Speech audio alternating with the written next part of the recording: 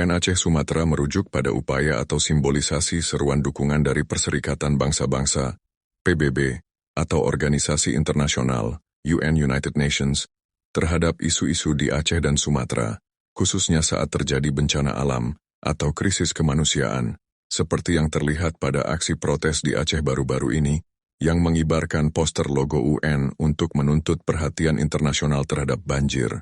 Secara geografis, Aceh adalah provinsi paling barat di Indonesia.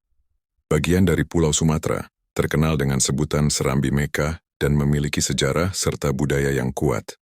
Konteks UN Aceh Sumatera. Ketika ada isu besar di Aceh atau Sumatera seperti banjir parah, masyarakat seringkali mengaitkan dengan simbol UN, bendera putih, poster UN, untuk memanggil perhatian dunia agar ada bantuan dan intervensi internasional, seperti yang terjadi saat banjir di Sumatera akhir 2025.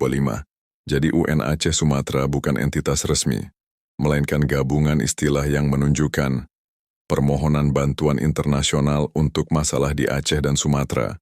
Jika terkait konteks bencana, Aceh bagian dari Sumatera, jika merujuk pada lokasi geografis.